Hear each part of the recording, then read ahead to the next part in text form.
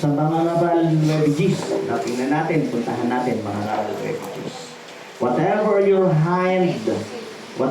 hand finds to do it with all your might. For in the realm of the dead, where you are going, there is neither working, nor planning, nor knowledge, nor wisdom. Whatever your hand finds to do it with all your might. For in the heaven, or for in the realm of the dead, where you are going, there is neither nor working, nor planning, nor knowledge, nor wisdom.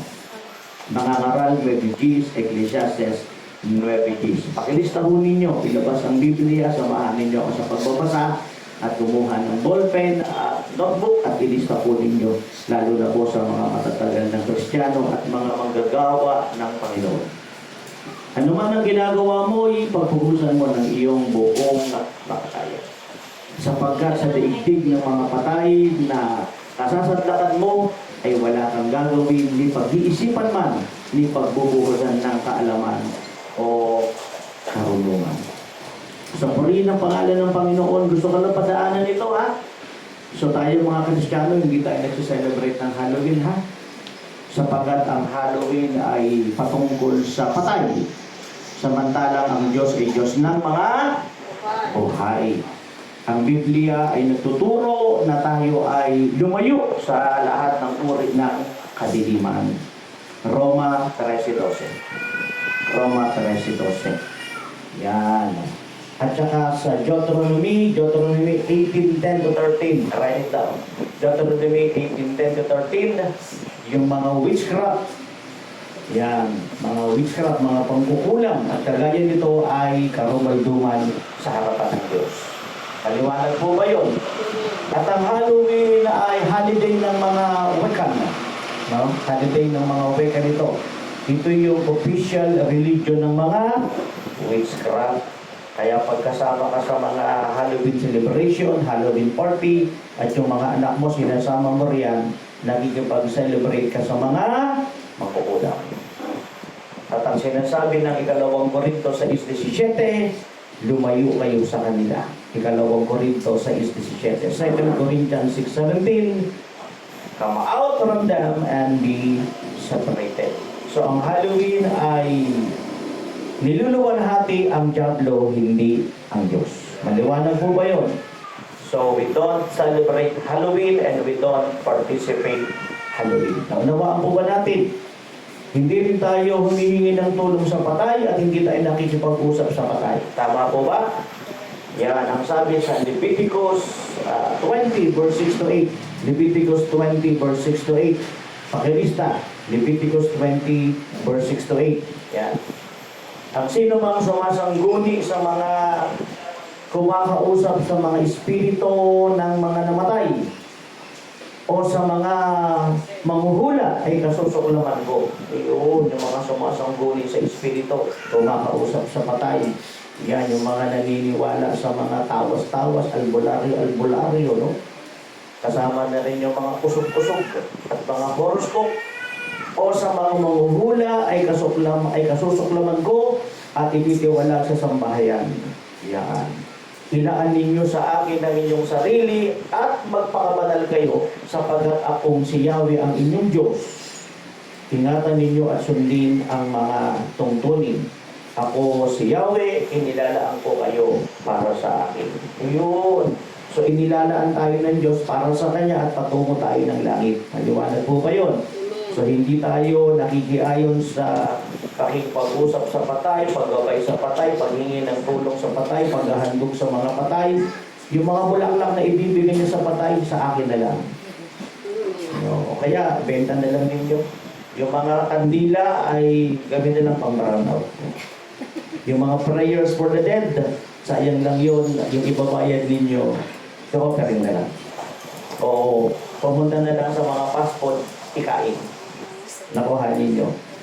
So, huwag kayong sasangguni sa mga kumakausap sa mga espiritu. Yun ang sinasabi ng Biblia. Leviticus 19:31. Leviticus 19:31. Write it down. Leviticus 19:31. Huwag kayong sumasangguni sa mga kumakausap sa mga espiritu ng mga namatay o sa mga manghuhula.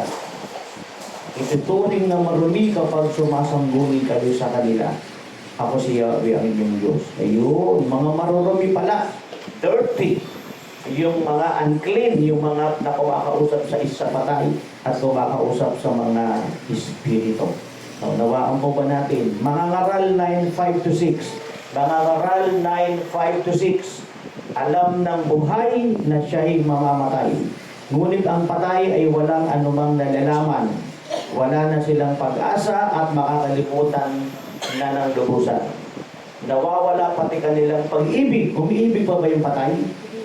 Hindi na. Sino rin yung buhay? Kaya umiibig ka, yung patay hindi na. Katawa ko ba rito? Paliwanag ba yun? Kaya merong nakiusap sa akin, hindi siya nagpakasal sa kanyang kalipin. Namatay yung kalipin niya, gusto niya ikasal ko sila. Pwede ba yun? Nakakapag-aido ba yung patay? Oo. Na problema. Ang problema kasi nagmamadali kasi kayo Ewan po ba? Bakit ba maraming gustong magpuntisan ka agad at paglipin ka agad, hindi mo na magpakasal? Ewan ko ba? No? So, namatay yung kalipin niya. Hindi siya sa Kristo Namatay yung kalipin niya. Kinausap ako, kasal ko raw sila. Paano kung ikakasal, makakapag-aido ba yun? May tao pa ho ba rito? Yun. Kaya, magpakasal na muna. Amen po ba? Bago maglipin at magpuntisan. Pwede ba yun? Pwede. May tao pa ho ba rito? Gusto ko lang ito ipaalam sa inyo, ha? Gusto ko lang ito ipaalam sa inyo. Pag kayo po ay may mga request, no? Ng mga house blessing, etc. Kahit na anong blessing, no? Huwag po tayong nagmamadali, ha? Nakikipag-usap tayo para makapag-adjust kami. Naunawaan po ba natin? Huwag nyo kami pasunurin sa araw at oras na gusto ninyo. Amin po ba? So mag-usap tayo kung mag-a-adjust kami. Kung di namin kaya mag-adjust, wala kami magagawa. May tao pa po ba rito? Lalo na po kung litigation at kasal, ha? Legal po yan. Ang litigation at kasal, legal po yan. Pinipirmahan tayo yan. Hindi po yan minamadali. Makipag-usap po ng maayos. Amin po ba? Hindi pa pwede, sa araw na ganito, sa oras na ganito, kailangan namin kayo. Wala pong ganun. Amin po ba? May tao pa po ba dito? Usap po tayo. Amin po ba? Yan. Adjustan po tayo. May tao pa po ba dito? Yan. Ngayon, kung bibigyan nyo ako ng 1 million, i-adjust ko lahat. Di ba? Doon ako sa 1 million mo.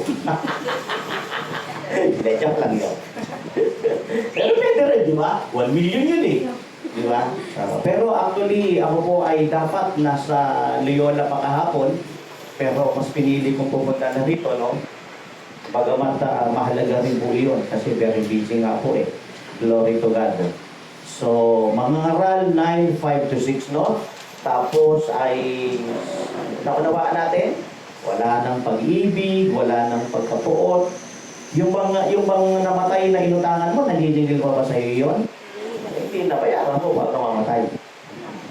Wala nang pagkapuot, wala nang pagkainggit, ano pa to, walang na silang kamalayan sa anumang nangyayari sa mundo. Yan. Yung mga patay, wala nang kamalayan yan, di ba? Di ba nabasa ninyo yung mga sementeryo lumubog sa baha, di ba? O yung mga patay ba umalis sa baha? Hindi, kasi wala na silang kamalayan, di ba? May mga sementeryo na lumulubog sa baha, tama ba? Meron. So makikita natin yan sa mga balita. So maraming lugar na nilubog sa baha, hindi makaalis yung mga patay. May mga sementeryo na sunog, hindi makaalis yung mga patay. Kasi patay na sila At may mga patay na pinagbubungkal, di ba? At pinagtatapon nila yung mga buto nila. Hindi makapag-react yung patay kasi patay na sila. Pero kung may pakiramdam pa yan, tatakbo yan kasi may sunog Baha, lulubog sila, aalis yan. Di ba? So kung aalisin sila sa lugar nila, magre-react yan. Wala na nga magagawa kasi patay na. Amin po ba? Naunawaan po ba natin? Yan. Job 7:9. Job 7:9. Lista ng lista. Ang ganda nito. Job 7:9. Lista ng lista. Anong sabi sa Job 7:9? Tulad ng ulap na napapadpad at naglalaho. Kapag namatay ang tao, di na siya makakabalik sa mundo. Liwanag ba yun? Pag namatay na yung tao, hindi na makakabalik pa sa mundo. Ayun. Hebreos 9:27. Hebreos 9:27. Hebrews 9:27. Listen ng lista. Ang ganda nito. Just as people are destined to die once and after this to face judgment. Kapag ang tao daw ay namatay na, no? Patay na siya. Nakuha natin. Pag patay na ang tao, patay na siya. Hindi na siya makakabalik pa. Naunawaan po ba natin? Hindi na siya makakabalik pa, no? Kaya makinig po kayo maigi sa akin. Hanggat buhay ako, ibibigay ko ang the best para sa inyo. Kasi buhay pa ako. Amen. No? Kapag habang buhay pa ako, ibibigay ko ang the best sa inyo, kasi buhay ka pa. Kasi pag patay ka na, wala na akong magagawa sa iyo. Bigyan kita ng patatim, hindi mo na makakain yan. Iyo ba? Itaw pa mo ba rito, no? Kahit bigyan pa kita ng special na siopaw, hindi naman na makakain yan. Nung kami nagpunta sa Iloilo, ewan ko ba, hinanap pa namin yung isang lugar doon na famous daw yun. O yun daw ay kinakailangan, pag pupunta ka ron ng Iloilo, kailangan daw bumili ka ng siopaw na gano'n. Ang laki ng siopaw. Grabe, ang mahal. Pumila pa kami. Pero nung tinikman ko, ewan ko, mukhang hindi ko type. O hindi ko type. Ang tagal, hinanap pa namin, ginugol pa namin para lamang hanapin yung tindahan ng siopaw daw yun, no? Naunawaan po ba natin? So, pag patay na ay, patay na. Sa Lucas 23:43, write it down, Lucas 23:43. Di ba, mayroong dalawang magnanakaw? Di ba, yung dalawang magnanakaw, criminal yun eh. Di ba, nakaapako sa krus. Dalawa, left and right. Walang pangalan yun, ha? Nilagyan lang ng pangalan ng mga Katoliko. Pero walang pangalan yun, ha? Walang pangalan yun. Sino yung dalawang nasa left and right? Sino raw? So may pangalan sila. Pati yung yung dumalaw daw kay Jesus na 3 hari. Walang 3 haring dumalaw kay Jesus, ha? May 3 haring nagsidala. Walang dumalaw na hari kay Jesus, ha? At hindi sila si Melchor, Gaspar at Baltasar. Naunawaan po ba natin? So ang mga dumalaw sa kanila ay mga matatalinong hari. Hindi mga hari, ha? Naunawaan natin? Naintindihan ba natin? Doon kayo sa Bible, ha? Huwag kayo marites. Sa Bible kayo, huwag kayo marites. Kasi maraming marites noong unang panahon hanggang ngayon.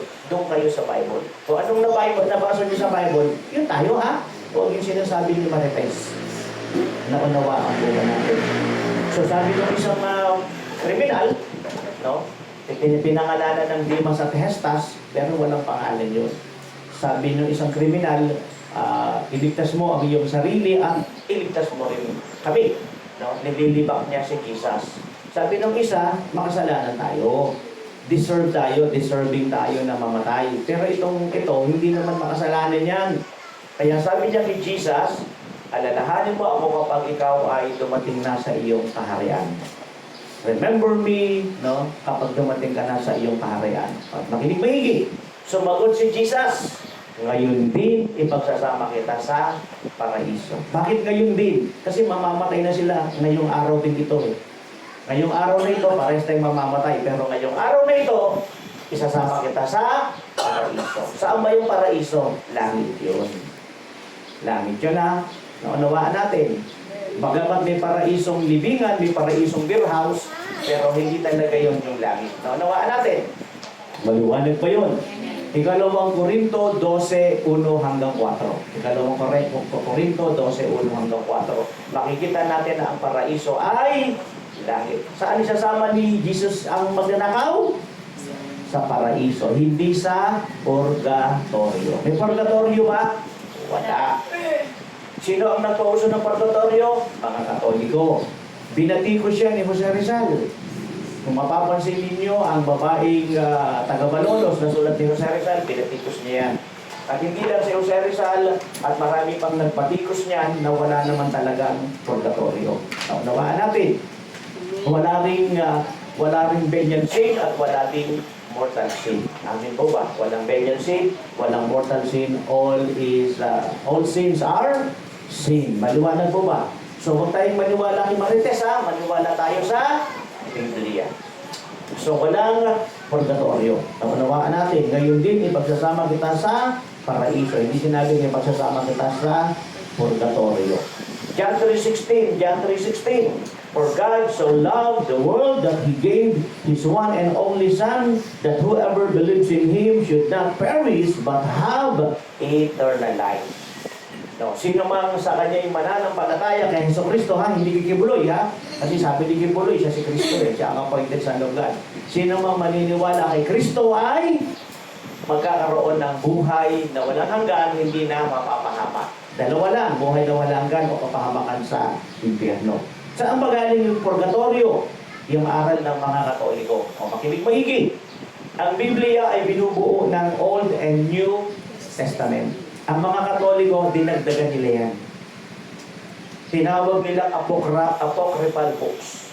Apocryphal books. Dinagdagan nila yan. Huwag matutulog. Minsan lang ako pupunta dito, tutulugan mo pa ako. Dinagdag mo pang kagandang lalaki ni Rayay. May tao pa ho ba rito? Kung kasi kayo nagpupupuyat, pagdating ng Sunday, alive na alive kayo, di ba? Diba? Hindi, pangit naman tingnan na nakaganyan ka. Yan kayo, nakikinig ka na. Maganda yun. Tao pa ho ba rito? Eh kung ako kaya makatulog dito. So, naunawaan po ba natin? So, ayun. Ang Biblia ay 66 books. 66. 39 Old Testament, 39 Old Testament, 27 New Testament. 39 books, Old Testament, 27 New Testament, 66 books. Ang ginawa ng mga Katoliko, dinagdagan. Ginawang 72. No, yung dinagdag nila, hindi talaga kasama yon sa Old and New. Nilagay nila yon sa gitna ng Biblia. Naman natin, ito yung Old Testament, ito yung New Testament, naglagay sila sa gitna. Parang sandwich. Ngayon, binago nila. Inalis na sa gitna, sinama sa Old Testament. Pero hindi yung kasama sa Old Testament. Hindi yung kasama. Paliwanag ba yun? Hindi yung kasama. So, 66 books lang. Anong tawag doon? Apocryphal books. Apocryphal books. A-P-O-C. A-P-O-C. R-Y-P-H-A-L. Apocryphal books. A-P-O-C-R-Y-P-H-A-L. Apocryphal books. Naunawaan natin. Yan. So, yun. Naunawaan natin. Sabi nila, ang Biblia, pare-parehas lang yan. Mali.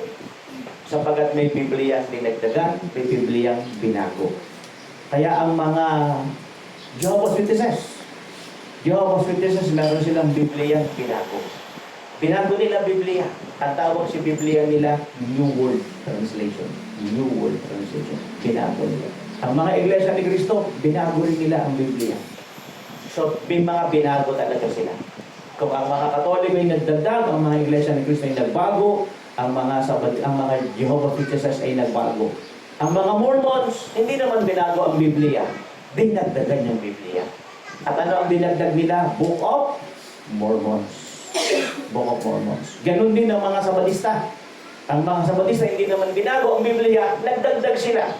Mga prophecy ni Ellen G. White. Kaya ang Mormons, dalawa ang aklat nila. Bible and the Book of Mormons. Ang mga Sabatista, dalawa ang aklat nila. Bible and the prophecy of Ellen G. White. Liwanag po ba yun? Intindihan man natin.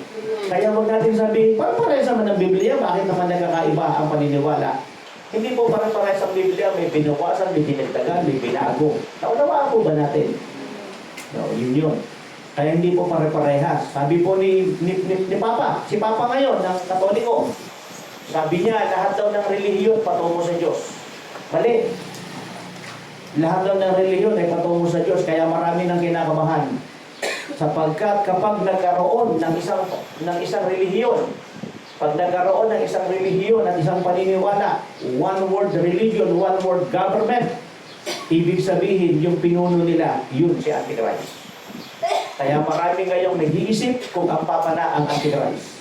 Sapagkat ang sinasabi ng Papa ng Roma ngayon, lahat ng relihiyon patungo sa Diyos.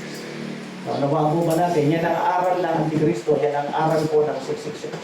So dapat natin maunawaan. One world religion, One word, government. No? Yan. So, naunawaan po ba natin? Ano po ang sabi ng John 14:6? John 14:6, Jesus is the way, the truth, and the life, and no one can come to the Father except by me. Sino ang daan patungo ng langit? Si Jesus. Hindi ang relihiyon. Si Jesus. Kaya hindi relihiyon ang kailangan natin. Ang kailangan natin ay tamang relasyon sa Diyos. Naunawaan mo ba natin? Tamang relasyon sa Diyos. Hindi relihiyon. Ako, marami akong kilala. Sa Pilipinas, Katoliko sila. Pagdating nila ng Middle East, magpapalit yan ng relihiyong Muslim. Opo, bakit? Para may protection sila. Pagbalik ng Pilipinas, Katoliko uli sila. So, pwede kang magpalit-palit ng relihiyon. Amen po ba? Pero ang kailangan natin, hindi relihiyon, ang kailangan natin tamang relasyon kay Kristo.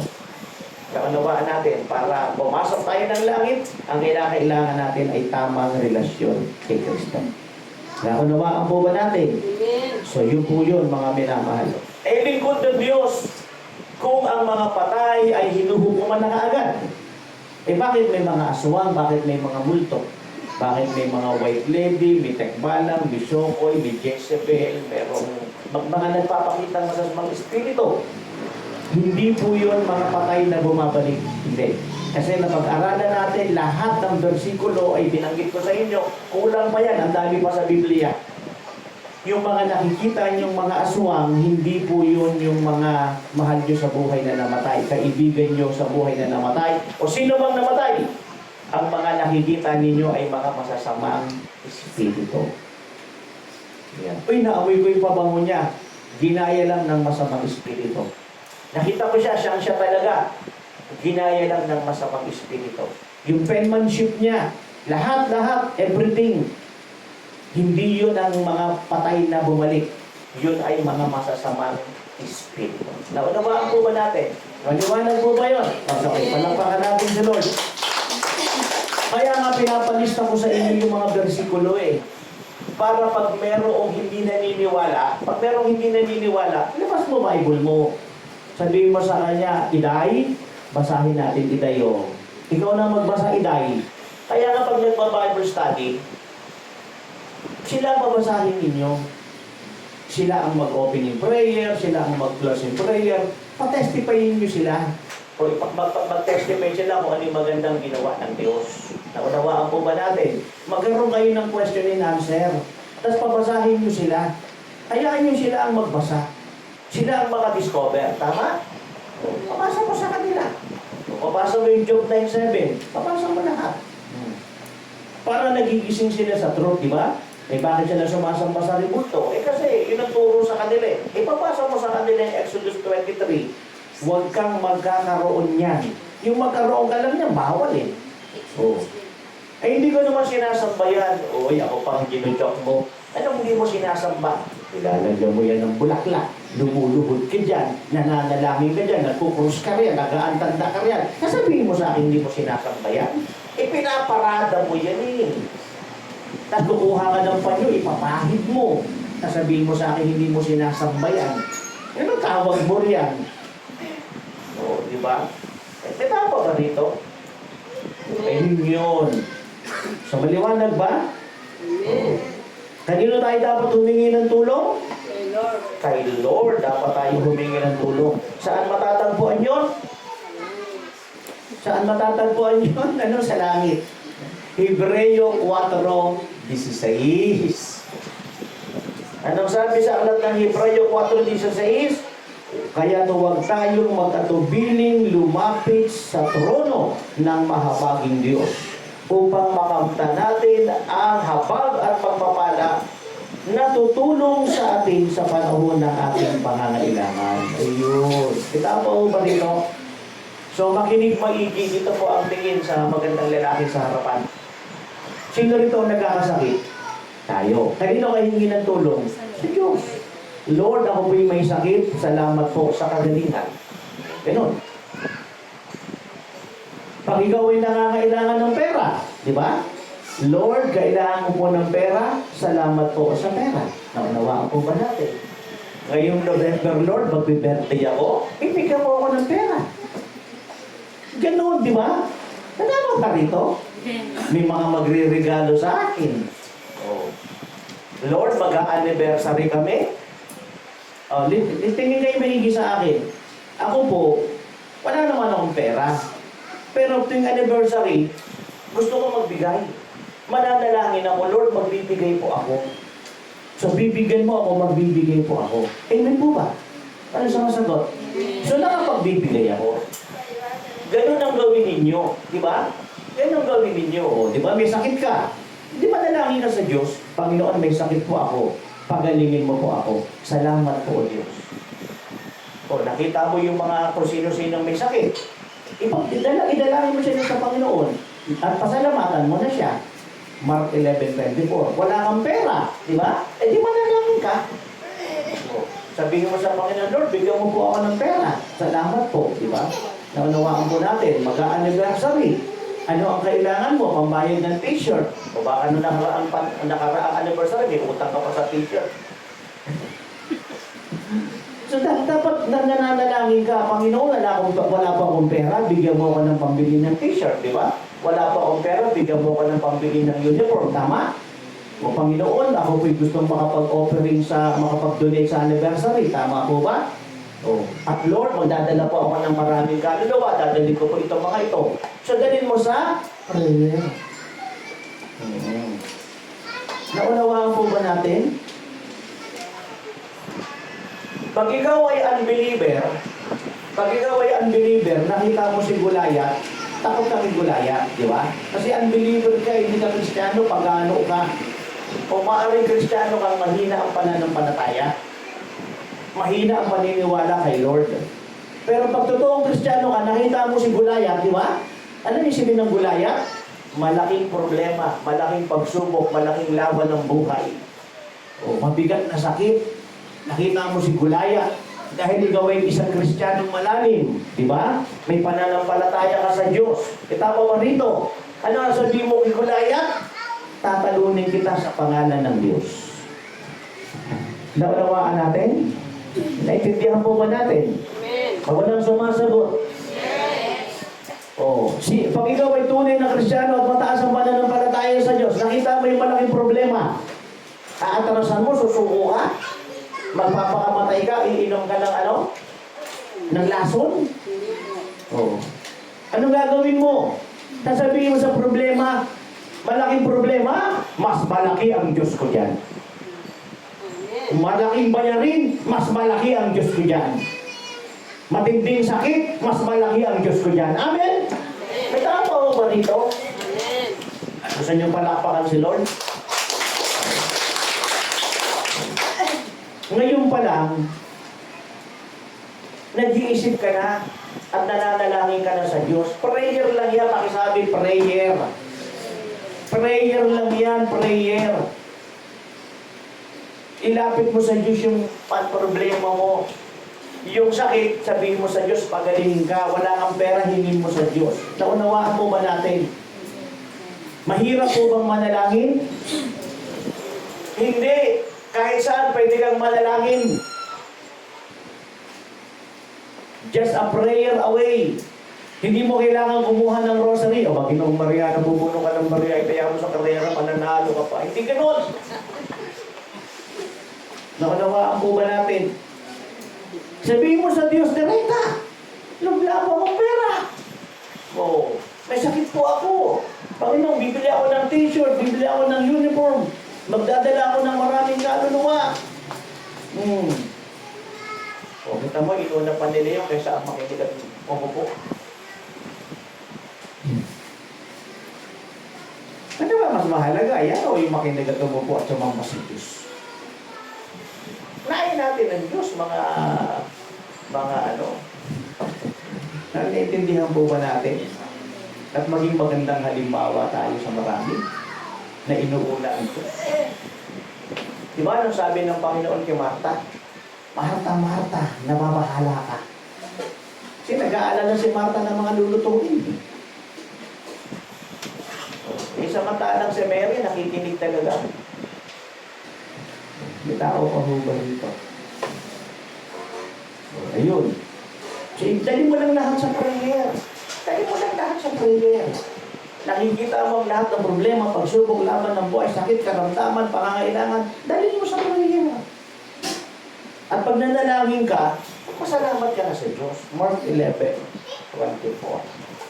Nagpasalamat ka na sa Diyos. Oh.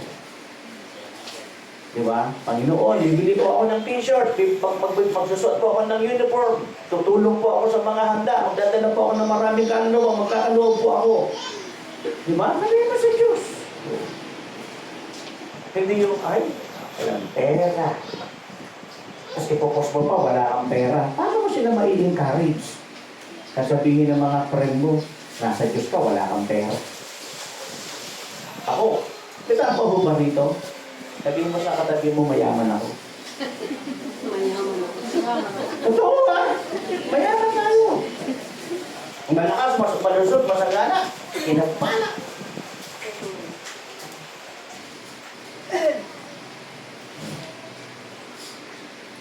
Tao pa ba rito? Bakit tayo mayaman? Kanino ba tayong anak? Sa Lord. Oh, mahirap pa si Lord? Mayaman si Lord. Ano sabi ng Philippians 4:19? Isusupply ang lahat ng ating pangangailangan. Lahat ng pangangailangan natin, binibigyan ng Diyos yan. Lahat ng pangangailangan natin. Kaya anong sinasabi ko sa inyo? Tamang relasyon sa Diyos. Kaya nung nakita ni Goliath, nang nakita ni di ba, unang Samuel 17, nung nakita ni David si Goliath, natakot ba si David? Hindi. Kanya, papatayin kita sa pangalan ni Yahweh. Sa pangalan ni Diyos, itutumba kita. Pupugutan kita ng ulo, papakain kita sa buhit kami. Eh, ang bata-bata nun, ibig sabihin, hindi naman yun mandirigma. Teenager lang yun. Pastor lang yun. Amen? Meron kasi siyang malaking Diyos. Naniniwala siyang merong malaking Diyos at makapangyarihang Diyos. Amin po ba? Kaya isipin mo na yung sakit mo na kayang pagalingin ng Diyos. Isipin mo na yung mga problema mo kayang lutasin ng Diyos. Yung mga pagsubok na pinagdadaanan mo, isipin mo na kung paano lulutasin ng Diyos yan. Amen po ba? Amen. Oh. Alam mo yung 10 spy? Ang nakita nila yung mga hadlang para ma-invade yung masaganang lupain. Samantalang si Joshua at si Caleb, ang nakita nila masagana yung lupain. Amen? At kinakailangan nilang pasukin. Sabi ng 10 spies, hindi natin kaya. Yung mga hadlang eh. Ano sabi ni Joshua at ni Caleb? Kaya-kaya natin! Kasama natin ang Diyos. May tao pa ho ba dito? Amen. Oh. Kaya, tingnan mo yung bahay ninyo, anong kulang. Panalangin mo. Oh. At sabihin mo, Lord, salamat, ibibigay mo yan. Amen? Oh. Diba? Oh. Nagpapasalamat ka na sa Diyos kasi naniniwala kang ibibigay ng Panginoon. Naunawaan po ba natin? Ano ang kaibahan natin sa hindi Kristiyano? Yung hindi Kristiyano, puro negative yan. Walang pag-asa. Lalo na. Matay na, tumba na. Hindi gano'n ang mga Kristiyano. Alam kong may magagawa ang Diyos. O, di ba yan ang mga Kristiyano? Alam kong may magagawa ang Diyos. Sa English, God will make a way where there seems to be no way. Kaya pag nagkakantahan, kaya ito, turuan ko kayo mga praise and worship ministry. Huwag lang kayong pakanta ng pakanta. Huwag natin kaskas ng kaskas at palo ng palo gawin nyo sa timing. Ipaliwanag nyo yung kanta. Paliwanag nyo sa congregation yung kanta. Diba? I-extort nyo ng konti. Extort ninyo. Paliwanag nyo sa kanila, lalo na English. Paliwanag nyo sa kanila para naiintindihan nila. At kayo naman kumakanta, damihin nyo naman yung kanta. Alam ko may ginagawa ang Diyos. O, di ba may ginagawa ang Diyos eh? May tao pa ba dito? O. Paano nyo, Kristiyano ka, paano nyo mapapaniwala ang mundo na buhay ang Diyos nyo? Kung ikaw talunan. Oh. Diba? Kita pa ho ba rito? O Kristiyano ka, tapos meron kang kumare. Sasabihin sa'yo ni kumare mo, kumare Kristiyano, ang bigat ng problema mo ah. Ano sasabihin mo kay kumare unbeliever? Wala ito. Kayang-kaya ka ni Lord. Amen? Ganun yung mga Kristiyano. O, kumpare, may sakit ka. Wala ito, kayang-kaya ka ni Lord. Kita pa ho ba rito? Amen! Amen! Kaya nga, tayong mga Kristiyano ang nagbibigay ng pag-asa sa marami.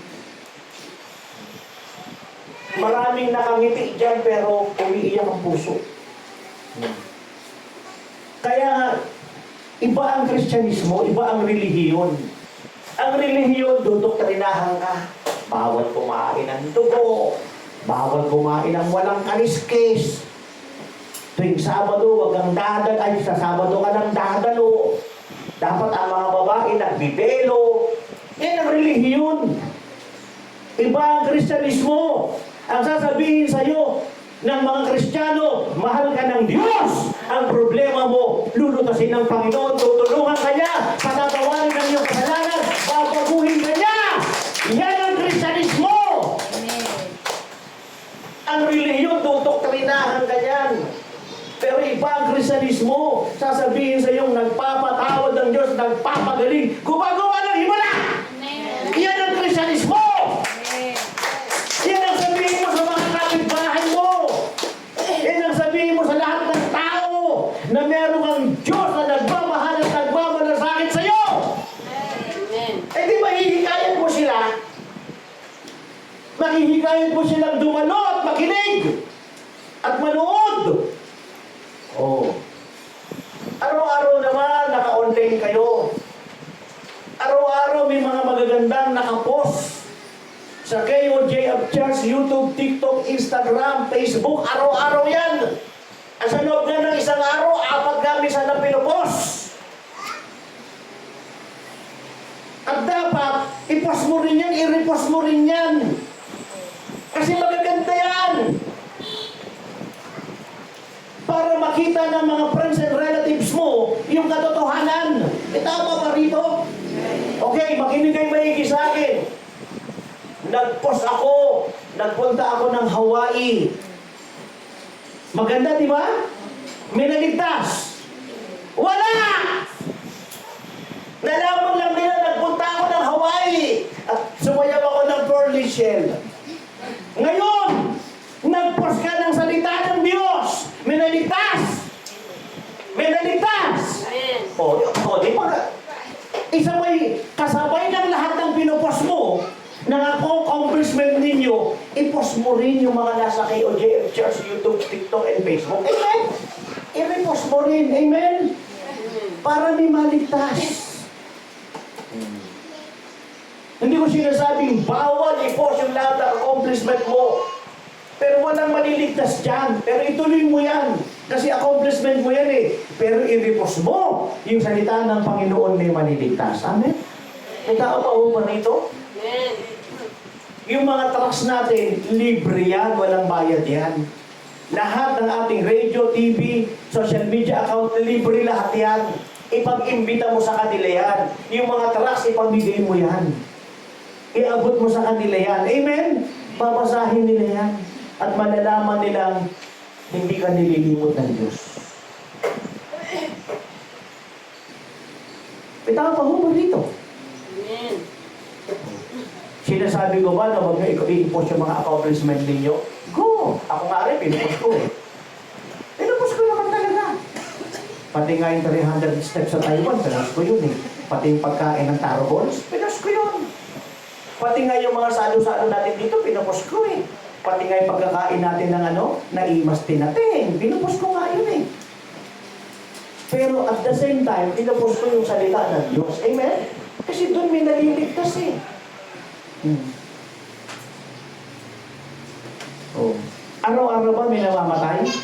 Opo. Kaya bukas, holiday, di ba? Holiday bukas. Kasi sabi ni BBM, araw daw bukas para ipanalangin yung mga nangamatay. Patay na yun eh. Paano ba ipapanalangin yun? Patay na yun. Ang ipanalangin mo yung buhay, di ba? Patay na yun eh. Ang ipanalangin mo yung mga buhay.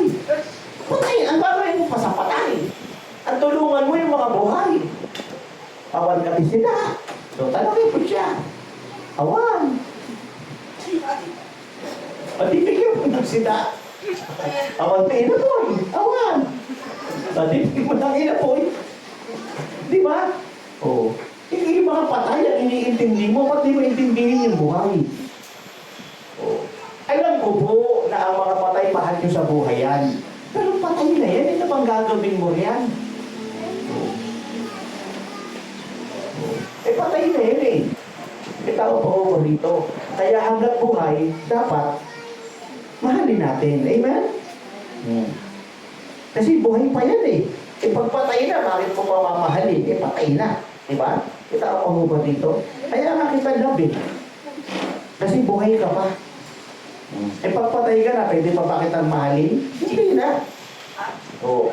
Kaya gagawin ko lahat ng paraan para mahalin ka. Amen? Kasi buhay ka pa. May tao pa ho ba dito? Siguro gusto ko magtanong sa isang kwento. Si Alexander the Great, sabi niya, yung kamaong ko, bitbitin. Yan. Bitbitin yan patungo sa libingan. Ang mga bibit-bit, yung mga magagaling kong doktor. Yung mga magagaling kong doktor ang bibit-bit. Pangalawa, habang binubuhat yung kamaong ko, nabitbit ng magagaling na doktor, lagyan nyo ng mga ginto sa daanan. Wow, ginto. Grabe. Ako nga, tansog lang eh. Tansog nga ano, kaya hindi ko mabupas. Kung stainless, mabupas to eh. Oo. Ito, pero ito hindi ko mabupas. Diba sabi? So ngayon, habang binubuhat yung ataol ko ng mga magagaling na doktor, sabi niya, Alexander the Great, bago pa siya mamatay ha, kasi alam niya, mamamatay na siya. Di ba may mga taong gano'n na alam na nila mamamatay na sila? At gumagawa na nga ng testamento kung kanino ipapamana. Di ba? So ngayon, ang aking coffin, kataol, ay ipabuhat sa mga magagaling mong doktor. At habang binabiyahe ako papunta sa sementeryo, kalatan dyan ng ginto. Wow, ginto ah. At ilabas yung mga kamay ko. Pambira, di ba kabaong, di ba usually nakaganon? Ilalabas yung kamay. Ngayon, tinanong siya ng general niya, si Alexander the Great, bakit po ganon ang gusto ninyo? Number one, kaya ninyo, pag orasan ng kamatayan mo, walang magaling na doktor ang makakapagsalba sa'yo. Walang magaling na doktor ang makakapagsalba sa'yo pag oras na ng kamatayan. Number two, yung mga gintong kinakalat, lahat ng mga iyan, dito lang yan sa mundo. Amen? Dito lang yan sa mundo. Lahat na na-accomplish mo, ginto, cellphone, make-up, awards, trophies, recognition, merits, medals, lahat yan, iiwan mo lang sa mundo. Nakikinig ko ba tayo? Iiwan mo lang yan. Kaya lahat na accomplishment mo, iiwan mo lang sa mundo yan. Pati jowa mo, iiwan mo yan. Number 3, bakit yung kamay niya nakalabas? Ang sabi ni Alexander the Great, ipakita mo sa lahat ng tao, wala ko nadala. Wala ko nadala. Lumitaw ako sa mundong ibabaw na ito na hugot-hubad.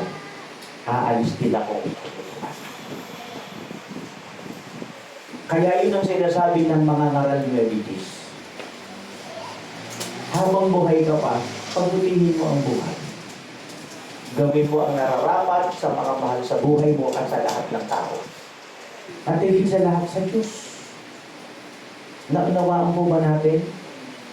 Alam ninyo, maraming tao, napabuti nila pag-aaral nila. Napagbuti nila ang trabaho nila, ang negosyo nila. Napagbuti nila ang relasyon sa kapwa. Ang pagmamahal sa bayan, ang pagmamahal sa kababayan, ang pagmamahal sa mundo. Napagbuti nila ang pagmamahal kung kani-kanino. Amen? Pero yung pagmamahal sa Diyos, nakalimutan nila. Ito yung nalimot nila. Alam mo, ang dami ng pupuntahang bahay. Pero nagpapasalamat si Mary. Dumaan sa kanila si Jesus. Lucas 10:38-42. Lucas 10:38-42. At nung nakita ni Mary si Jesus, nakikinig ba kayo? Ang ginawa ni Mary, umupo sa paanan ni Jesus. Umupo. Umupo. At anong ginawa ni Mary? Si Maria? Maraming Maria sa Biblia, ha? Marami. So ngayon, nakinig siya ni Jesus. Nakinig. Nakinig siya. Si Martha, makinig yung maigi. Si Martha, hindi nakinig. Ang ginawa ni Martha na malengke. Naghanda si Martha. And this is a true story. Lucas 10:38-42. Nagluto siya ng luto. Nakuha natin. Maganda ang layunin niya, pakainin niya si Jesus. Pero, hindi niya, nakikinig mo ba kayo? Amen.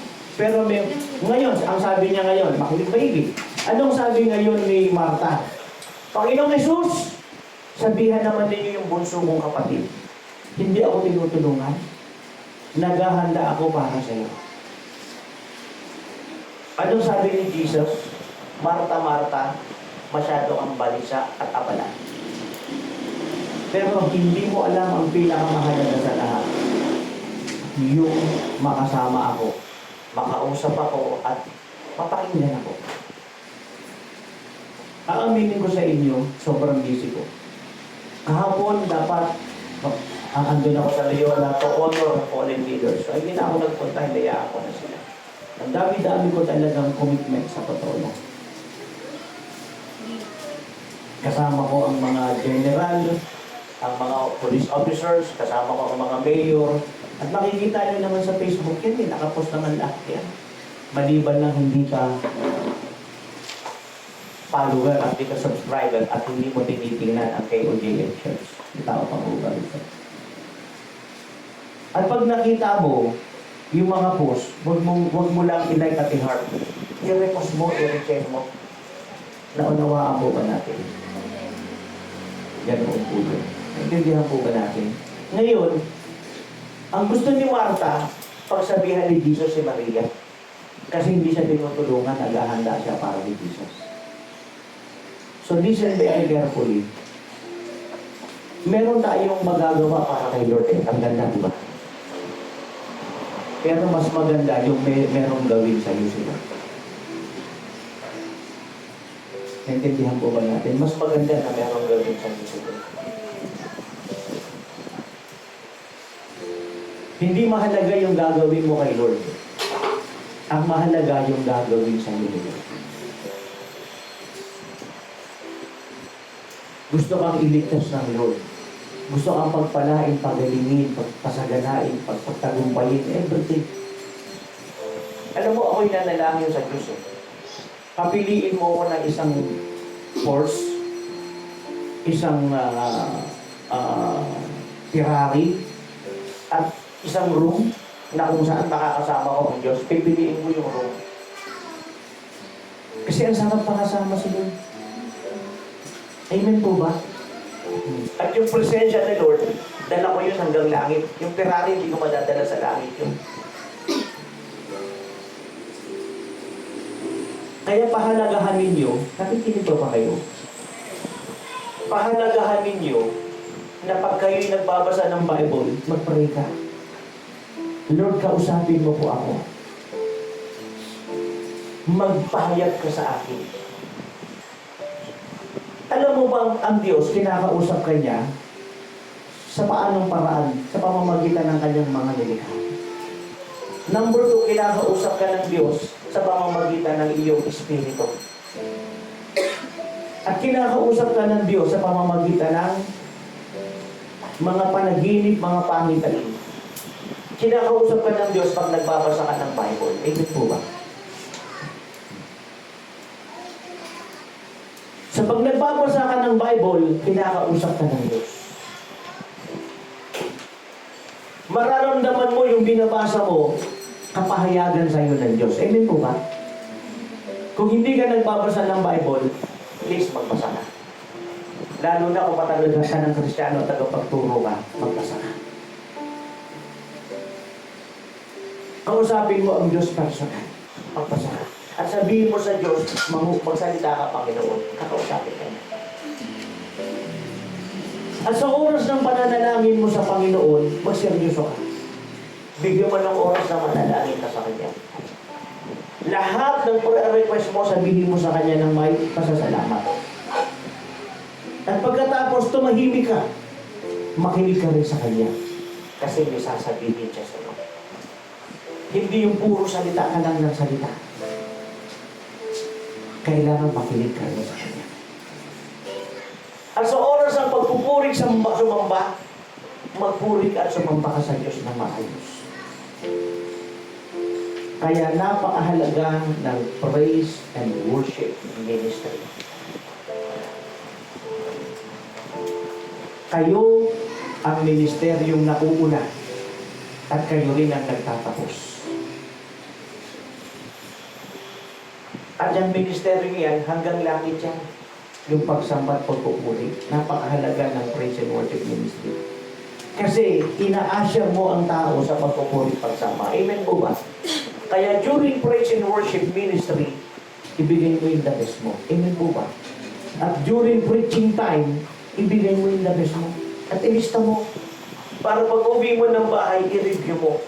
At kung kinakailangan balikan mo, balikan mo. At kung kinakailangan i-share mo to sa iba, i-share mo rin sa iba. Dahil may nailista ka. Tama po ba? May tao pa po ba dito? Nag-aaral ka ng medicine. Ikaw ba ay nagsusulat? Of course. Para pag doktor ka na, yung mga sinulat mo, magiging gabay mo yun. Nag-aaral ka ng engineering, yung mga sinulat mo, pag engineer ka na, magiging gabay mo yun, babalikan mo yun. Pati yung mga lawyer.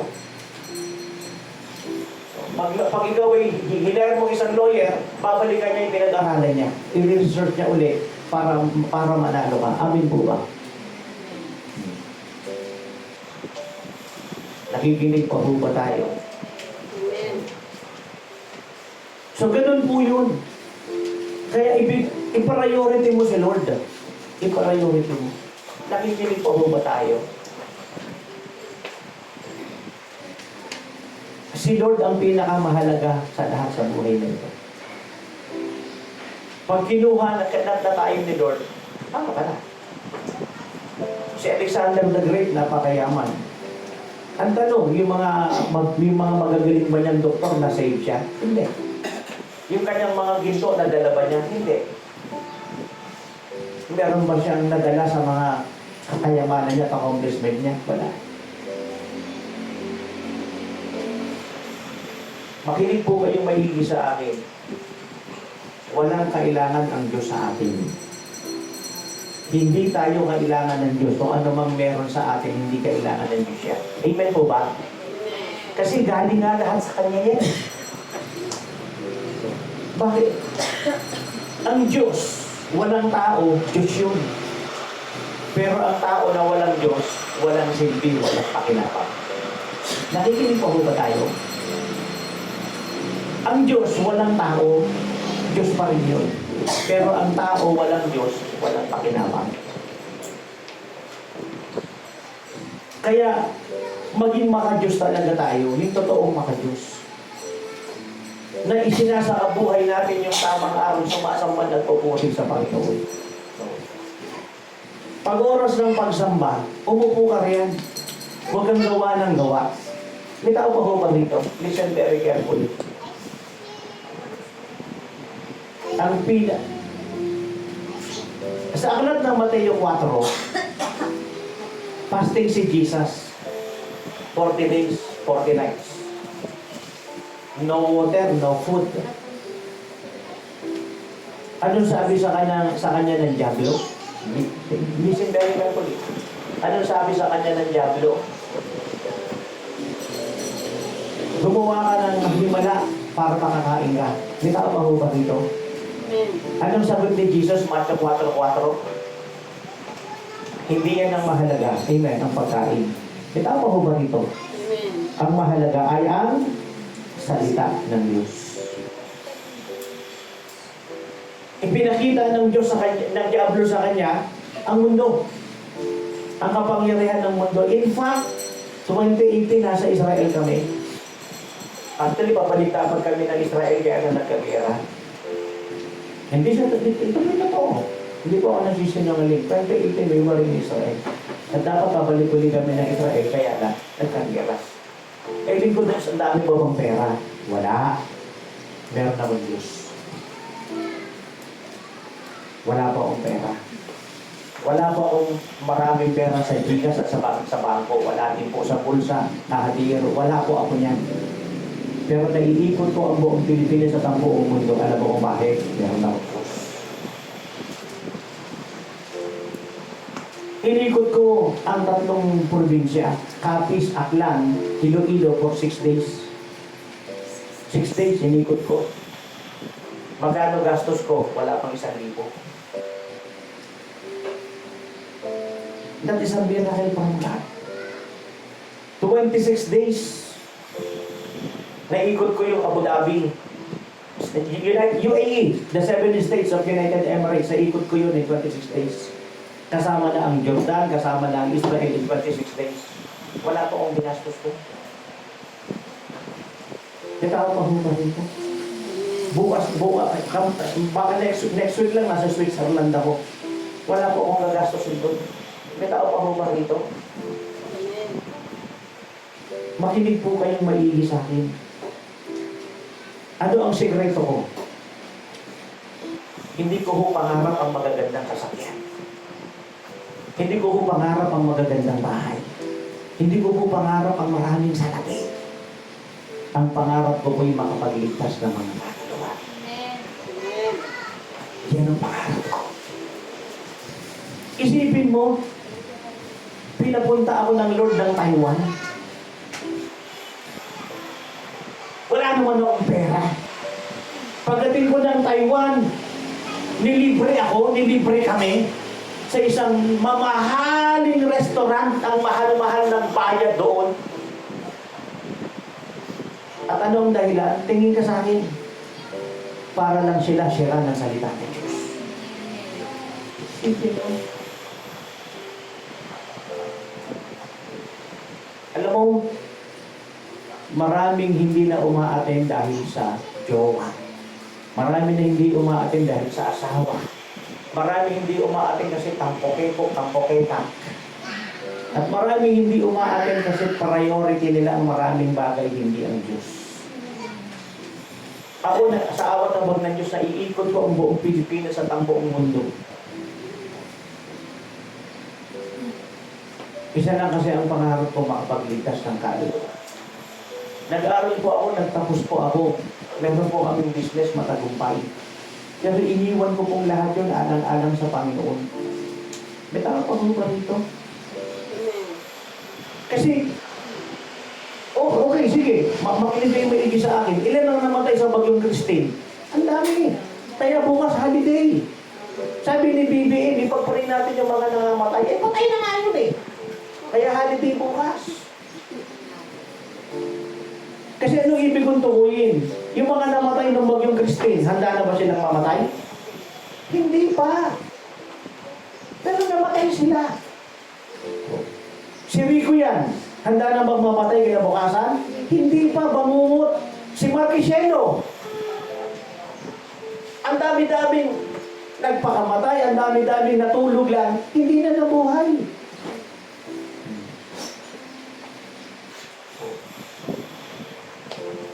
Ang dami-dami niya. Kaya makinig kang maigi sa akin. Maganda ba ang may pinag-aralan? Opo. Pero pag namatay ka, anong silbi ng pinag-aralan mo? Anong silbi niyan? Wala na yan. Wala nang silbi lahat yan. So anong pinakamahalaga sa lahat? Ang Diyos. At makinig maigi sa akin. Kapag meron kang Diyos, lahat ng pangangailangan mo binibigay ng Panginoon. Amen. Nagkikwento nga kami nung nakaraan. O sabing ganoon, kasi yung bunso kong anak. At padipad papuntang Dubai. Bigla na nga lang nawawala yun eh. Kung saan nagpupunta, Malaysia, Singapore, nawawala. Akala ko kung nasaan lang, akit ako sa room niya. Akala ko nandun sa room niya, wala pala. Kung saan pala, sa Malaysia pala, nasa Singapore pala, kung saan. Bigla na lang magpupuas. Andito ako. And this is true.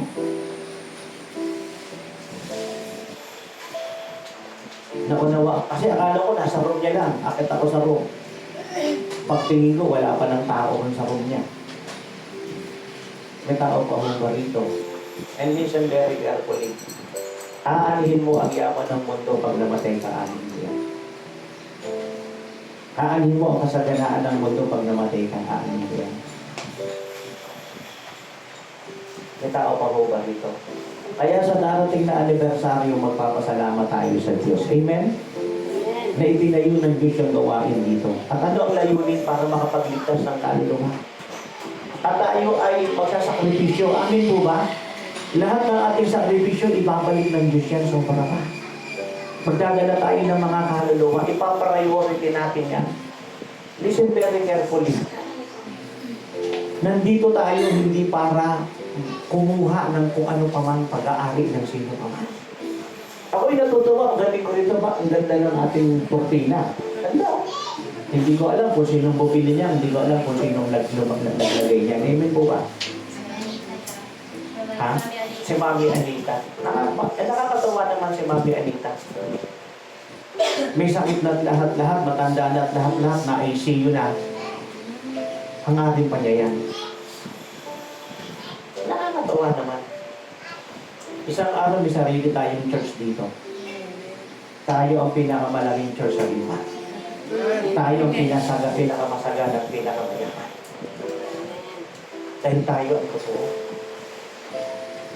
Nagmamahal tayo sa Diyos. Hindi ako nagpunta dito para angkinin yung mga lupa ninyo. Hindi ako nandito para sa pera ninyo.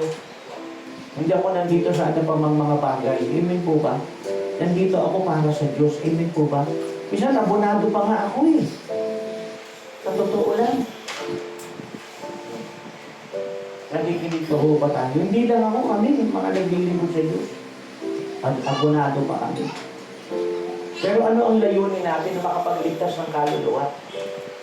Kaya ilagay nyo ng malalim sa puso't isip nyo, number 1. Papasok ka ba ng langit pag namatay ka? Ilagay mo sa isip mo. Number 2, ilan ang nadadala mong kaluluwa pagkatapos ng buhay mo sa mundo? Ipapalit ko ka. Sipin mo ang mahal-mahal ng restaurant. Imbitahan ka sa restaurant para pakainin ka ng libre. Papuntahin ka ng Diyos sa Taiwan para lang sila sa letsyaran mo ng salita ng Diyos. Oh, Europe, I'm coming. Switzerland, I'm coming. Singapore, I'm coming. Kita pa rin ba dito? So tayong lahat na ito ngayon.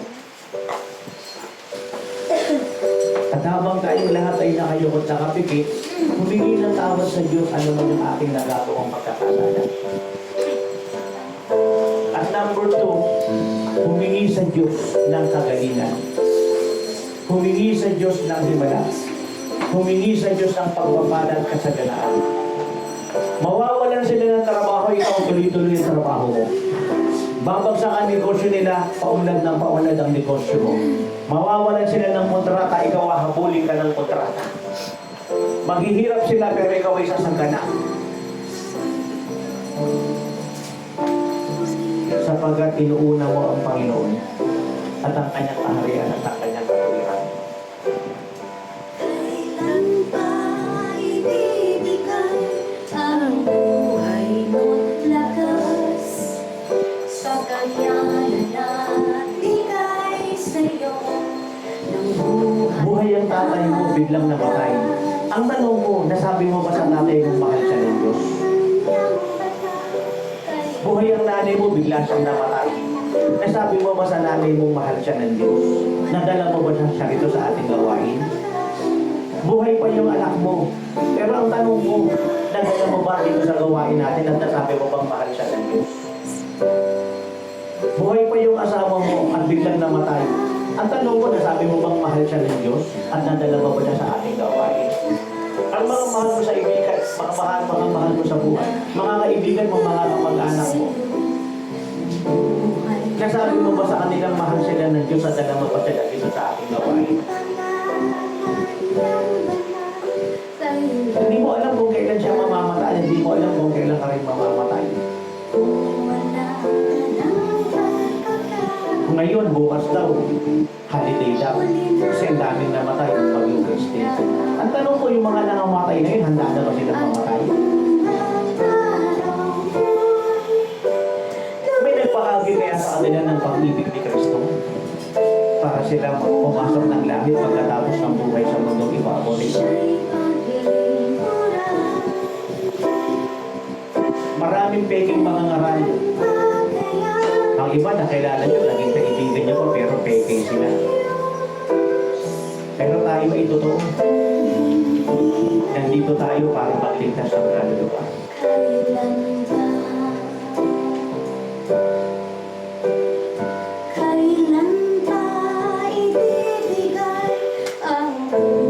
Magiging mabilis ang pagpasok ng pera na yun. Alam mo kung bakit? Kasi para tugunan ang mga pangangailangan mo at makapag-donate ka sa gawain na yun. Magiging mabilis ang pag-unlad ng negosyo at mga trabaho para ma-enjoy mo ang buhay at makatulong ka sa gawain na yun. Magiging mabilis ang pag-ikot natin buong Pilipinas at buong mundo sapagkat malapit nang dumating si Kristo at magugunaw na ang mundo. Ura ka ba siya, ibiyan na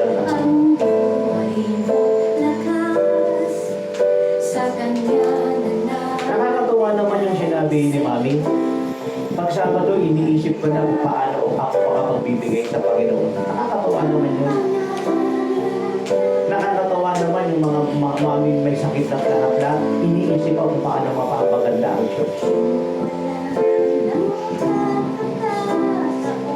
At dapat iniisip mo pagdating ng Sabado, a-attend ako. At dapat iniisip mo, sino ang mga dadalhin ko sa araw ng linggo. At kung ikaw ay may mga ginagawa sa gawain ng Lord, huwag mong pabayaan yan. Hayuan mo sila, puntahan mo sila, i-balance mo. Ako proud ako sa mga naglilingkod sa Diyos. Natutuwa ako sa kanila. Sapagkat nagbibigay sa ilan ang buhay sa Diyos na walang sahod. At nagtitiwalang isusupply ng Diyos ang lahat ng mga pangangailangan. Nag-full time ako, wala akong sahod. Hanggang ngayon naman eh. Pero nagpapasalamat ako sa Diyos. Ang Diyos hindi nagkulang kahit kailan. Sobrang-sobra pa kanyang ginagawa. Manghang-mangha ako sa kabutihan ng Diyos. Kaya sa oras na ito, pasalamatan mo ang Diyos. Pinapatawad ka na niya sa iyong mga kasalanan. Pasalamatan niya mo ang Diyos, pinagagaling ka na niya sa iyong mga karamdaman. Pasalamatan mo ang Diyos, nilulutasan ng Diyos ang iyong mga problema. Tuloy-tuloy ang trabaho mo, ang kontrata mo, ang negosyo mo, ang pag-unlad mo, ang pagsagana mo, ang pag-iyaman mo. Tuloy-tuloy ang paglilingkod mo sa Diyos. Ibabalik natin ang mga nanghihina at nangangawalan ng lalamig. Itatayo natin ang pinakamagandang church sa Nueva Ecija at sa iba't ibang panig ng Pilipinas at ng buong mundo. Kung naman siya karanahan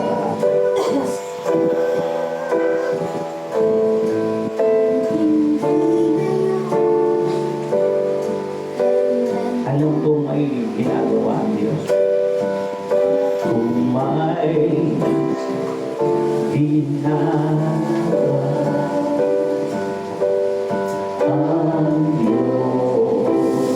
At maging si Mami Anitang wala rito. At kung sino man ang wala rito, Panginoon Diyos.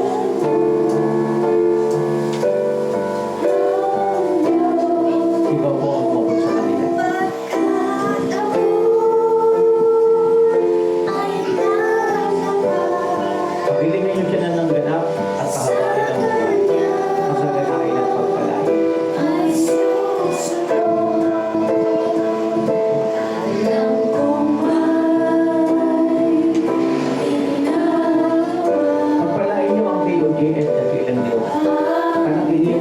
kayong palakasin. Karamihin.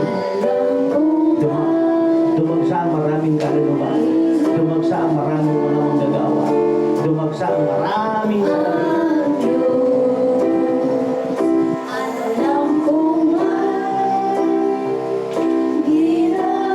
Upang magamit sa pagligtas ng maraming kahit patugunan ng mga kailangan ng iglesia.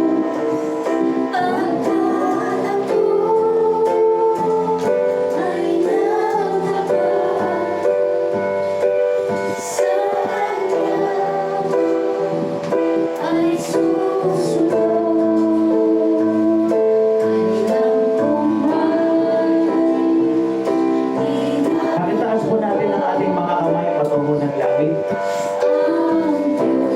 Diyos, ibaba mo ang iyong espiritu. Patatagin mo ang bawat isa. Palakasin mo ang bawat isa. Pisikal at espiritual. Maraming hamon ng buhay. Maraming mga problema at pagsubok na pinagdadaanan. Patatagin niyo po sila. At hindi sila mahigupo. Pagkus o Diyos, makatulong sila sa marami upang maligtas at makatulong sila sa marami upang magpatuloy sa paglilingkod sa Diyos at ibigay ang pinaka-the-best para sa Panginoon. Maraming pong salamat sa ilang Diyos. Pati pa yung mga panalangin na tanging ikaw ang nakakaalam. Batid mo ang isip nila at mga puso nila at mga pamilya nila, mga pagdaramdam nila. Sa oras na ito, dakilang Diyos, tugunin niyo po ang lahat. Lahat-lahat ng kanila pong mga kailangan. Salamat din po, Panginoon, sa kaligtasan, kapayapaan, katahimikan ng bayang Pilipinas. Maghahari ang matwiran at kamanalan.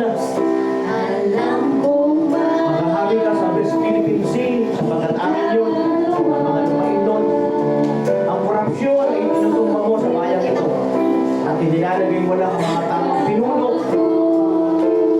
Ang PNP, AFP, lahat ng mga nasa gobyerno, lahat ng nasa pamunuan, nililinis mo, inaayos mo, Panginoon. Upang iligtas at makaganap sa kanilang tungkulin. Upang iangat ang buhay ng mamamayang Pilipinas. Salamat din po, Panginoon, na ang buong mundo hindi nahanda niyo para sa kanilang kaligtasan at patuloy siya pong nililigtas. At salamat po sa pagkakabahagi kami para iligtas ang buong mundo. Maraming pong salamat, dakilang Ama, at sa darating na anibersaryo, dakilang Diyos. Lahat ng pangangailangan na iyong pong tutugunan. Magandang gawain at higit sa lahat, dakilang Diyos. Maraming kaluluwa ang datasya. Salamat po, Diyos, ng marami sa pangalan ng aming Panginoong Jesucristo ng bawat sa'yo magsabi ng amin at amin. Palakpakan natin ng Panginoong Diyos sa buhay. Amen. At tayo naman po ngayon ay dadako sa ikalawang bahagi ng ating gawain kung saan tayo'y magbabalik uli ng papuri, pasasalamat sa Panginoon sa pamamagitan naman po ng ating pagbibigay. Amen. Kung kanina po tayo'y sumamba sa Panginoon sa pamamagitan ng ating pag-awit, pagkanta, ngayon naman po tayo rin po ay sasamba muli sa Panginoon sa ating pagbibigay. Amen? Because giving is a form of worship. Tama po? Amen. So, bakit po ba tayo nagbibigay? Una sa lahat, dahil po utos ito sa atin ng Panginoon. Amen? Amen po ba? At wala namang ibang dahilan kung bakit tayo nandirito sa lugar na to o kung bakit tayo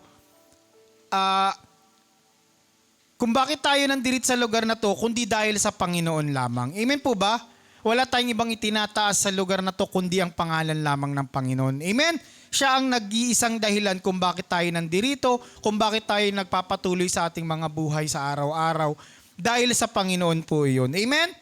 At kung ang rason kung bakit tayo nandirito ay dahil sa Kanya, nararapat din po na sundin natin ang Kanyang mga ipinag-uutos sa atin. Amen po ba? Amen? At sabi nga po ng Panginoon,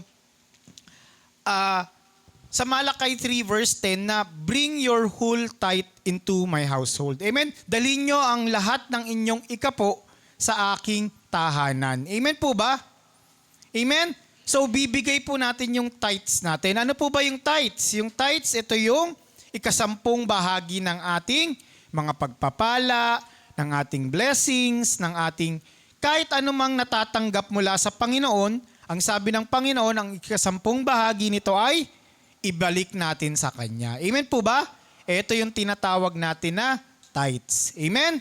So, ito pong 10% na to, utos po ito ng Panginoon sa atin. Amen? Ito po yung nararapat lamang na ibigay natin sa Kanya.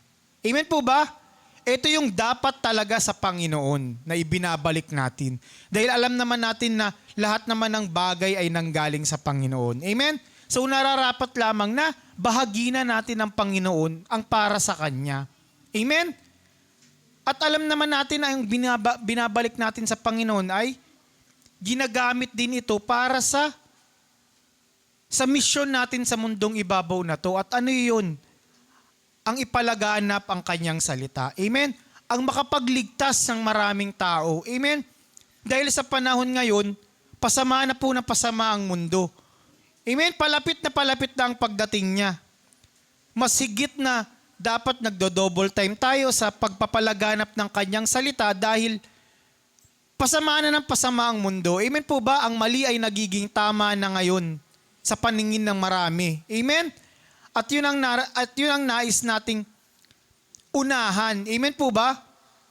Amen po ba? Naintindihan po ba natin? Sige nga po, pumalakpak po muna lahat ng nakakaintindi.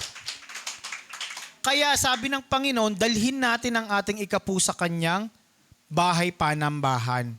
Amen po ba? At doon natin ginagamit yun sa pagpapalaganap ng Kanyang salita sa pamamagitan ng tracts, mga piniprint po natin. Amen? Lahat naman po yan may kaangkop na gastos. Amen? At saan po ba natin kinukuha yun? Mula sa inyong mga kaloob. Amen?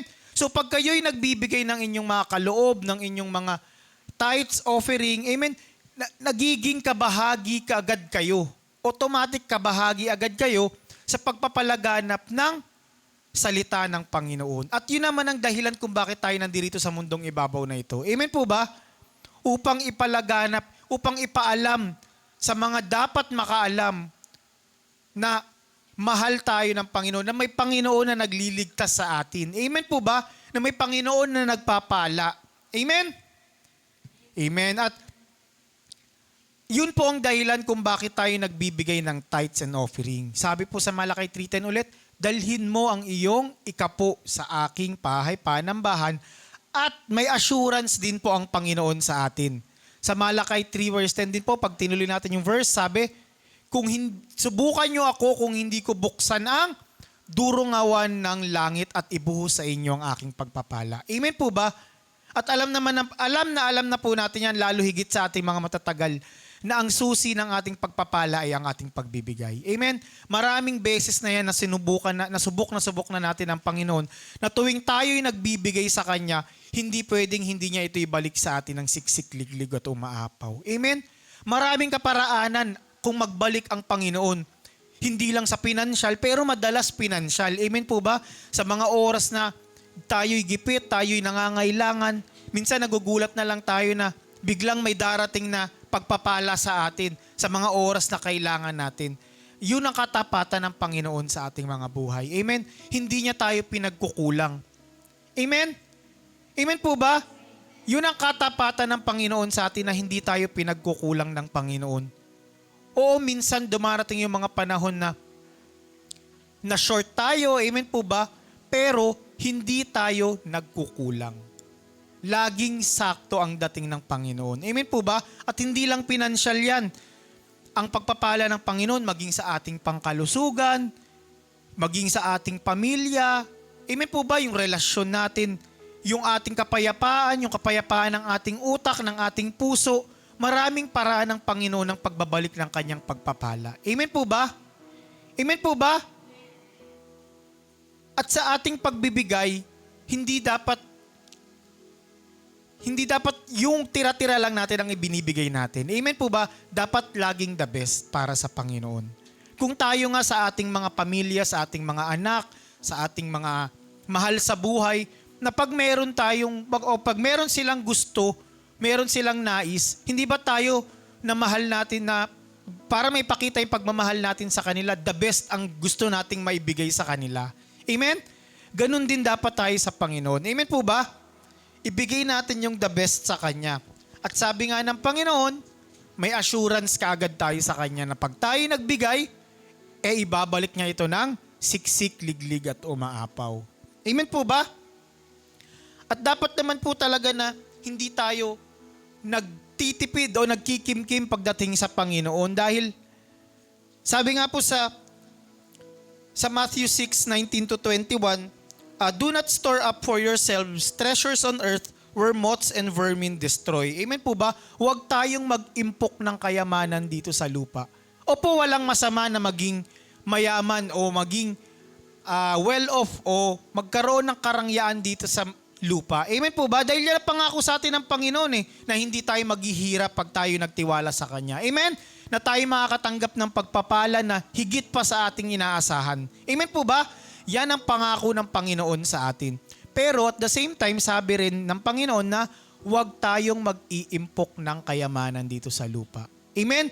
Bagkos, mag-impok tayo sa langit. Amen po ba? At paano natin magagawa yun? Sa kada binibigay natin sa Panginoon, nakikita ng Panginoon yung heart natin. Amen po ba? At yun ang nagiging tulay, at yun ang nagiging daan, o sabihin na natin, parang yun yung savings account natin sa Panginoon. Amen po ba?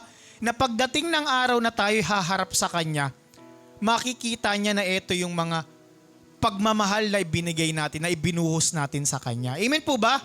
Na pagdating ng araw na tayo humarap sa Panginoon, meron tayong naimpok, meron tayong savings sa kalangitan, na insurance natin, na pagdating natin ng kalangitan, meron tayong magara, meron tayong magandang pagpapala mula sa Panginoon doon. Amen po ba? At sino ba namang may ayaw noon? Amen? Kung dito nga sa Panginoon, kung dito nga sa lupa, ninanais natin yung mga bagay na ito. How much more sa kalangitan? Amen po ba? Na yun naman ang ultimate goal natin sa buhay na to. Amen? Ang magkaroon ng pwesto sa kalangitan, ang magkaroon ng pwesto sa trono ng Panginoon. Amen po ba? Amen? Naintindihan po ba natin? So, sabi po, wag po tayong mag-impok dito sa lupa dahil heaven and earth will pass away. Lahat ng nakikita natin sa mundong ibabaw na to ay lilipas. Mawawala lahat ng bagay na yan. Amen po ba? Ang pera, come and go lang yan. Ang pera, mabilis maubos yan. Pero yung pagtitiwala natin sa Panginoon, yung pagpapala ng Panginoon, yung pagmamahal ng Panginoon sa atin, ito yung panghabang buhay. Amen po ba? Ito yung hindi natin matutumbasan ng kahit anong bagay. Amen? Amen po ba? At alam ko marami sa atin ang nakakaranas nito. At nais kong maranasan nyo pa ito ng tuloy-tuloy at maranasan nyo ito ng higit pa sa naranasan nyo dati. Amen? Alam ko marami na rito sa atin ang subok na ang katapatan ng Panginoon na pagdating sa ating mga pagbibigay, higit pa yung ating natatanggap sa Panginoon. Amen po ba? Amen po ba? Minsan nga, nakaka-amaze na lang ang Panginoon. Amen po ba na kung kailan kailangan natin. Minsan ang tagal nating nagpe-pray, pero hindi agad-agad ito sinasagot ng Panginoon. Amen? Pero kung kailan, alam ng Panginoon na kailangan na natin ng pagpapala, ng pagmamahal niya, ng yakap niya, saka siya dumarating, saka niya ipinaparamdam ito. Amen po ba? Amen po ba? Kaya minsan, yun ang natutunan ko sa Panginoon Hindi natin dapat minamadali lagi ang Panginoon. Laging may perfect timing ang Panginoon sa ating mga buhay. Amen po ba? Marami akong bagay na pinanalangin noon na akala ko noon hindi na darating, na akala ko noon hindi ko na matatanggap. Amen po ba? Isa na po yung anak ko. Ang tagal kong pinanalangin yun. Siguro mga 6 na taon to be exact. Matagal kong pinanalangin yun na noon pa na magkaroon, ganito. Hanggang sa medyo, hindi naman sa nawalan ng pag-asa, pero medyo nag-wither na yung hope ko noon na baka hindi para sa akin kako. Baka hindi talaga bibigay ni Lord, sabi ko. Pero okay lang kako, hindi naman mawawala yung pagtitiwala ko sa Panginoon. Hanggat sa ibinigay niya in the perfect timing. Amen po ba? Doon ko, mas subok ko ng Panginoon pero parang doon mas tumatag yung pananampalataya ko sa Kanya na ang pagmamahal ng Panginoon ay laging perfect ang timing. Hindi siya, laging dumarating siya na minsan hindi ko na nga may paliwanag Amen po ba? Hindi ko na talaga may paliwanag na minsan mapapataas ka na lang ng kamay. At nung lately lang ko talaga na absorb na minsan pag pumapasok nga ako. Kasi usually pag pumapasok ako, nakamotor ako, tapos may isa lang akong earphones sa tenga at nagpapatugtog po ako lagi tuwing umaga. Tapos tuwing umaga yan, routine ko, laging naka-playlist na yan, yung mga worship song pag umaga. Minsan, hindi nga minsan madalas siguro mga thrice a week, 4 times a week na pag nagbabiyahe ako, minsan lumuluwa na lang ako, tapos naaalala ko lahat ng binigay ng Panginoon, lahat ng blessings niya, lahat ng kabutihan niya sa aking buhay, sa aming buhay na hindi nagkukulang ang Panginoon. Hindi talaga nagkukulang ang Panginoon. Yung katapatan niya, minsan, oo, hindi natin agad-agad nakikita, hindi natin agad-agad nakukuha, pero nandiyan lagi siya. Laging perfect yung timing niya. Amen po ba? At alam ko, marami rin sa inyo ang nakakaranas nito. Kaya, huwag natin kalimutan ng Panginoon sa lahat ng ating ginagawa. Sa lahat ng sa araw-araw nating ginagawa, sa lahat ng ating pagpapala, lagi po nating unahin ng Panginoon.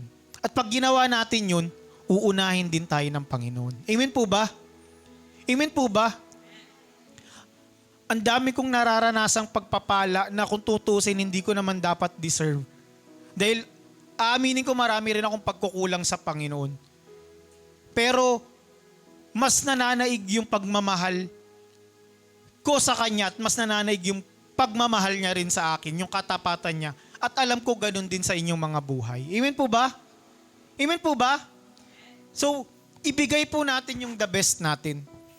Dahil alam ko na pag ibinigay natin yung the best natin, ibibigay niya rin yung the best niya para sa atin. At naniniwala ako na ito na yung panahon na yun. Dahil kailan pa? Kailan pa niya ibibigay? Patapos na, halos patapos na ang mundo. Amen po ba? Nakikita na natin, andyan na yung mga senyales na ang malapit na ang kanyang pagdadating. Hindi man natin alam kung kailan eksakto, pero alam natin sa pamamagitan ng banal na kasulatan na nandiyan na, paparating na. Amen po ba? Nalalapit na ang kanyang muling pagbabalik. Amen? At yun ang gusto kong maging excited tayo. Amen? Kaya ibigay po natin yung the best natin. Wala na tayong panahon pa para i-withhold yung ating mga sarili. Wala na tayong panahon pa para patumpik-tumpik pa pagdating sa Panginoon. Amen po ba? Ngayon na yun. Ito na yung panahon na yun. Amen po ba? Yung pagbibigay natin ng buhay, yung pagbibigay natin ng oras para sa Panginoon, wala nang ibang panahon yun. Ngayon na po yun. Amen? Amen po ba? Dahil alam ko, nakikita nyo rin naman ito. Kung tayo palagi nagbabasa ng Biblia, alam ko, linggo-linggo nandito naman tayo, nakikinig tayo, nakikita natin yung mga signs na malapit na ang ikalawang pagbabalik ng Panginoon. Amen po ba? Kaya, ibigay na po natin yung the best natin. Hindi sa mga darating na araw, kundi ngayon na. Amen po ba? Simulan na nating ibigay yung the best natin para sa Panginoon. At naniniwala ako na ito na rin yung panahon ng ating pagtanggap ng pagpapala na higit-higit pa sa ating inaasahan. Amen? Ito na yung panahon ng outpouring ng pagpapala para sa ating mga buhay. Amen po ba? Sa anumang aspeto yan, ibibigay ng Panginoon sa atin yan pag tayo naging tapat sa Kanya. Amen? Amen po ba?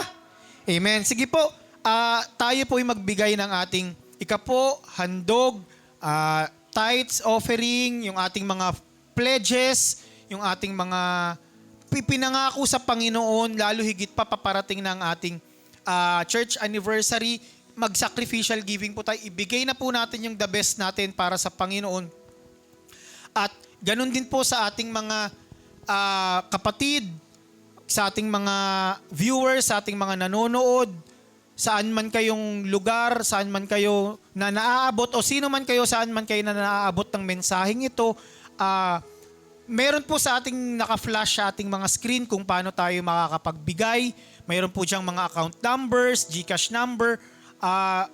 Marami na pong paraan, kaparaanan ngayon kung paano kayo magiging kabahagi sa ating iglesia o sa ating pagbibigay. Amen? At maging kabahagi po tayo para maranasan din po natin yung pagpapala ng Panginoon. Amen po ba?